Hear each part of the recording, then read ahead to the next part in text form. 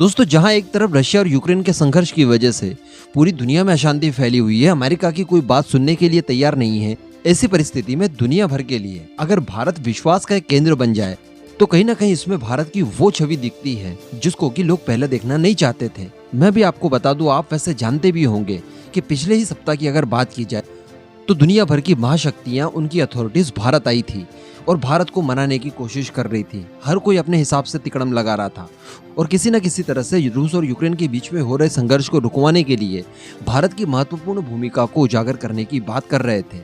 अभी आपको ये भी जानकारी होगी कि आज है 11 तारीख और आज ही के दिन होनी है अमेरिका और भारत के बीच में 2+2 की वार्ता।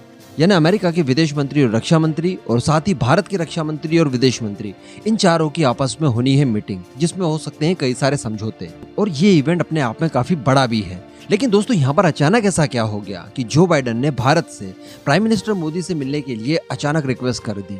उन्होंने ये कहा कि हर हाल में जितना हो सके उतना जल्दी मुझे प्राइम मिनिस्टर मोदी से बात करनी है। चलिए, अगर बहुत ज़्यादा इंपॉर्टेंट कोई चीज़ होती तो वो फ़ोन पर भी डायरेक्ट बात कर लिए होते, लेकिन नहीं, उन्होंने डायरेक्टली मीटिंग करने के लिए बात कही है।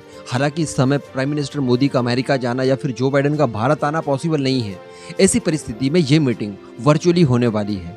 अभी क्यों होगी, इतने इमीडिएटली अमेरिका को इस तरह की चीजें कहने की जरूरत क्या थी, इन सभी के ऊपर विस्तार से चर्चा करेंगे। आप बस इस वीडियो को एकदम एंड तक देखते हुए चैनल को सब्सक्राइब जरूर कर लीजिएगा। दोस्तों, अभी तक तो आप लोग समझ ही गए होंगे कि व्लादिमीर पुतिन ने ये युद्ध जब शुरू किया उससे पहले ही सारी कैलकुलेशन कर ली होगी।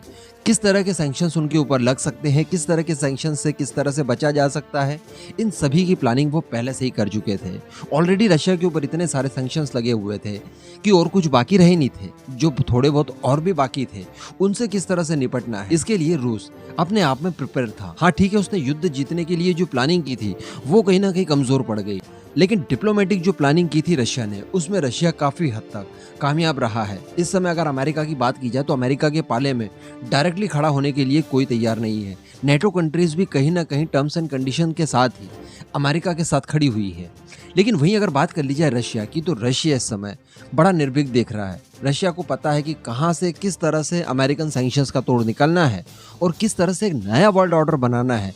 इसके लिए वो पूरी तरह से तैयार है। आप लोग नोटिस कर रहे होंगे कि सर्गेई लावरोव, जो कि रशिया के विदेश मंत्री हैं, उन्होंने एक ही सप्ताह में 2 बड़े मंचों से भाषण दिया और वहां पर उन्होंने नए वर्ल्ड ऑर्डर की बात की, जिसमें चाइना को उन्होंने प्रमुखता दी। यानी चाइना के बढ़ते हुए प्रभाव की वजह से वर्ल्ड ऑर्डर कहीं ना कहीं बदल गया है, इसको लेकर उन्होंने इंडिकेशन दिया। इसी के साथ साथ सर्गेई लावरोव भारत आए।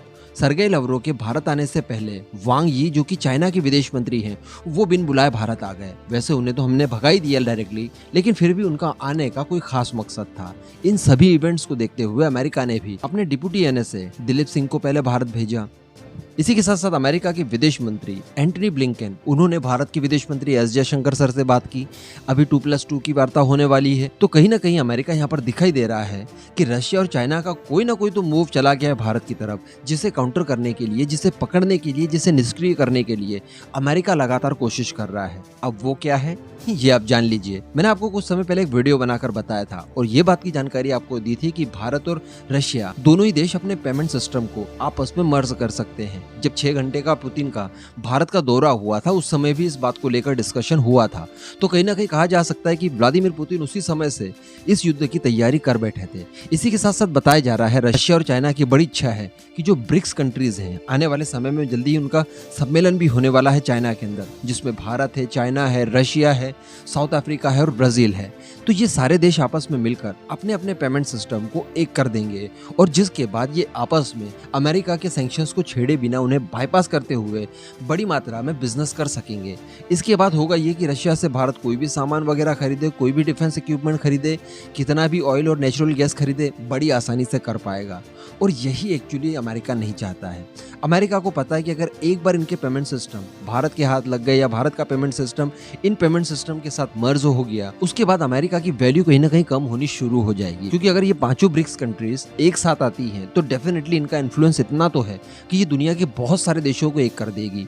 कई सारे देश न्यूट्रल पड़े हैं, कई सारे देशों के ऊपर अमेरिकन सैंक्शंस हैं। ऐसी परिस्थिति में वो बड़ी आसानी से ब्रिक्स पेमेंट सिस्टम को अपनाने के लिए स्वीकार हो जाएंगे। ईरान का एग्जांपल ले लीजिए आप। इस तरह के और भी कई सारे देश हैं जिनके ऊपर ब्रिक्स पेमेंट सिस्टम का एक जबरदस्त इन्फ्लुएंस पड़ सकता है और यहाँ पर सीधा सीधा लॉस होने वाला है अमेरिका को, उसके डॉलर को। तो इन सब चीजों को रोकने के लिए कहीं ना कहीं जो बाइडेन भारत से बात करना चाहते हैं। वो बिल्कुल भी नहीं चाहते कि जिस भारत को चाइना के खिलाफ मजबूती से खड़े होने के लिए उन्होंने तैयार किया कि ठीक है चाइना के खिलाफ हर हाल में एक होकर लड़ना है, ऐसी परिस्थिति में भारत किसी भी मजबूरी के चलते चाइना के पास वापस जाए, क्योंकि रशिया के साथ हमें व्यापार करना हर हाल में जरूरी है और डॉलर्स में कर नहीं सकते। ऐसी परिस्थिति में भारत की भी कहीं ना कहीं मजबूरी बन जाती है कि ब्रिक्स के पेमेंट सिस्टम को अपनाया जाए। भारत नहीं चाहेगा कि चाइना को इससे लाभ हो, लेकिन अल्टीमेटली लाभ तो चाइना को होना ही है। तो इन्हीं सबको रोकने के लिए प्रयास कर रहे हैं जो बाइडेन, और ये प्रयास इतना ज्यादा जरूरी वो समझते हैं कि सीधे प्राइम मिनिस्टर मोदी से बात कर रहे हैं और वो भी डायरेक्टली फेस टू फेस। तो ये सारी चीजें बताई जा रही है दोनों ही नेताओं की मीटिंग को लेकर। वैसे इसके अलावा भी कई सारे और मुद्दों के ऊपर चर्चा हो सकती है। भारत को यहाँ पर अपने पाले में करने के लिए भारत जो भी डिमांड करे वो शायद देने के लिए अमेरिका इस समय तैयार है। तो कहीं ना कहीं यहाँ पर इन सारे इवेंट्स को देखकर ये भी लग रहा है कि भारत की वैल्यू देखिए है क्या। एक्चुअली जो विश्व गुरु होते हैं उनकी वैल्यू कुछ इसी तरह की होती है। ये भारत के पॉइंट ऑफ व्यू से एक अच्छी बात भी है। बाकी आप इस पूरे मुद्दे पर जो भी मानते हैं नीचे कमेंट करके जरूर बताइएगा।